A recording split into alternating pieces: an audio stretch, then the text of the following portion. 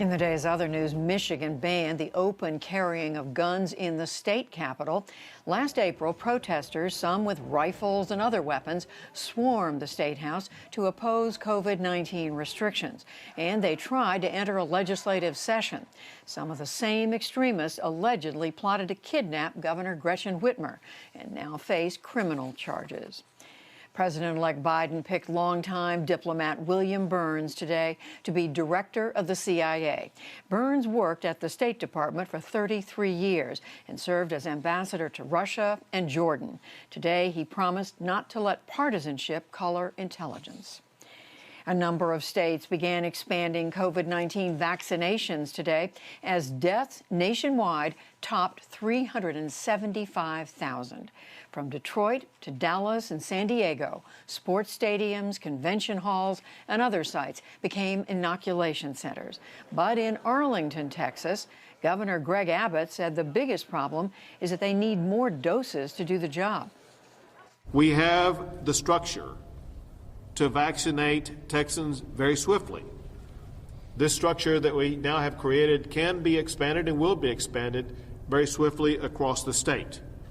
The only limitation that we now face is the limitation of supply. Meanwhile, in Chicago, 6,000 students resumed in-person learning in public schools. The teachers' union opposed the move, citing safety concerns. Israel announced today that it's moving forward with plans for 800 new settler homes in the occupied West Bank. The news from Prime Minister Benjamin Netanyahu's office could create tensions with the U.S. President-elect Biden has opposed settlement expansion. Cuba is back on the U.S. list of state sponsors of terrorism. Secretary of State Mike Pompeo charged today that Cuba is still harboring U.S. fugitives and supporting Venezuela's leader, Nicolas Maduro.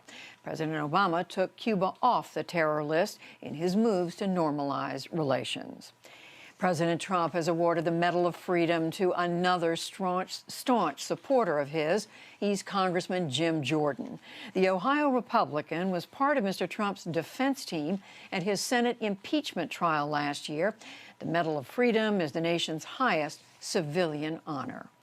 And on Wall Street, stocks cooled off a bit after setting records last week. The Dow Jones Industrial Average lost 89 points to close at 31,008. The Nasdaq fell 165 points, and the S&P 500 slipped 25. Still to come on the NewsHour, the attack on the Capitol forces a reckoning with radical right-wing political factions. Plus, Tamara Keith and Amy Walter break down a tense week in Washington.